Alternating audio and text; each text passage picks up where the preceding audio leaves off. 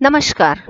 हिंदी व्याकरण के अंतर्गत आज हम पढ़ने जा रहे हैं सर्वनाम। सबसे पहले देखते हैं कि भाषा में सर्वनाम के प्रयोग के पीछे उद्देश्य क्या है। आइए जानते हैं। राम 5वीं कक्षा में पढ़ता है। राम की शिक्षिका ने राम को एक पुस्तक दी। राम को कई पुरस्कार भी मिल चुके हैं।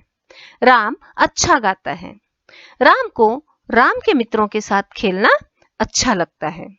तो अभी आपने देखा कि हमने एक ही शब्द राम का बार बार प्रयोग किया, जिसकी वजह से भाषा में नीरसता सी महसूस हुई, भाषा की सुंदरता में कमी सी महसूस हुई। तो क्या किया जाए? इन्हीं वाक्यों को यदि कुछ अन्य शब्दों का प्रयोग करके लिखा जाए तो आइए देखते हैं। राम 5वीं कक्षा में पढ़ता है। उसकी शिक्षिका ने उसे एक पुस्तक दी। उसे कई पुरस्कार भी मिल चुके हैं। वह अच्छा गाता है। उसे अपने मित्रों के साथ खेलना अच्छा लगता है। अभी आपने देखा कि राम शब्द का बारंबार प्रयोग ना करते हुए उसके स्थान पर हमने अन्य शब्दों का प्रयोग किया, जिसकी वजह से भाषा रुचिकर और कर्णप्रिय बन गई। इससे न केवल भाषा सौंदर्य में वृद्धि हुई, बल्कि भाषा में सरलता भी आ गई। और यही होता है सर्वनाम के प्रयोग का उद्देश्य। आइए जानते हैं सर्वनाम का शाब्दिक अर्थ क्या होता है।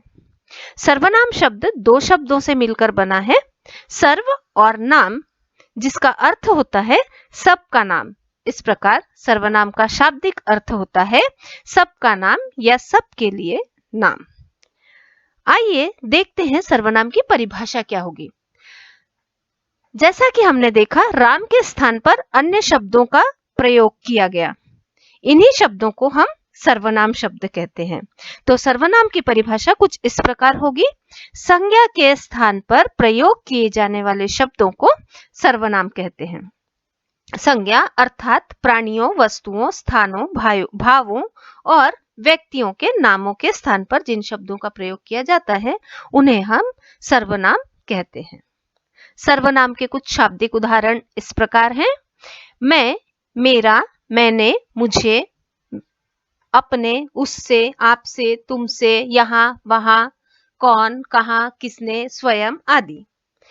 इन्हीं शब्दों का वाक्य में प्रयोग देखते हैं।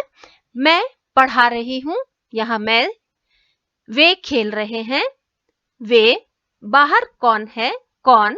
कोई आया है, कोई। अपना कार्य स्वयं करो, स्वयं आदि शब्द सर्वनाम शब्द हैं। सर्वनाम शब्दों की रूप रचना। सर्वनाम का प्रयोग एक वचन और बहुवचन दोनों में होता है, लेकिन शब्दों की रूप रचना किस प्रकार होती है ये देखते हैं। एक वचन में जो शब्द मैं, मुझे, मेरा होते हैं, बहुवचन में वे हम, हमें, हमारा में परिवर्तित हो जाते हैं। तू, तुझे, तेरा बहुवचन में परिवर्तित हो जाते हैं तुम, तुम्हें और तुम्हारा के रूप में।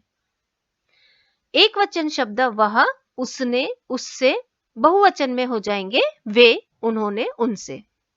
यह, इसे, इसमें, जो कि एक वचन शब्द है, यदि इन्हें बहुवचन में लिखा जाएगा तो ये हो जाएंगे ये, इन्हें, इनमें।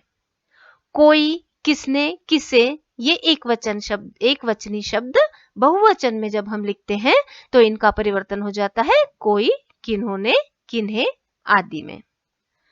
अब देखते हैं कि सर्वनाम के कितने भेद होते हैं और कौन से। तो सर्वनाम के 6 भेद होते हैं। पुरुषवाचक सर्वनाम, निश्चयवाचक सर्वनाम, अनिश्चयवाचक सर्वनाम, संबंधवाचक सर्वनाम, प्रश्नवाचक सर्वनाम और निजवाचक सर्वनाम। अंत में बारी है ग्रह कार्य की। ग्रह कार्य के लिए प्रश्न कुछ इस प्रकार है। प्रश्न 1, सर्वनाम की परिभाषा अपने शब्दों में लिखिए। प्रश्न 2, दिए गए सर्वनाम शब्दों का वाक्य में प्रयोग कीजिए। शब्द हैं हम और वे। तीसरा प्रश्न है, वाक्यों में सर्वनाम शब्दों को रेखांकित कीजिए और जो वाक्य दिए गए हैं वे हैं, वह दौड़ रहा है, आप कहां जा रहे हैं, शायद कोई आ रहा है। आशा करती हूँ आज का यह शीर्षक सर्वनाम आपको भलीभांति समझ में आ गया होगा। धन्यवाद।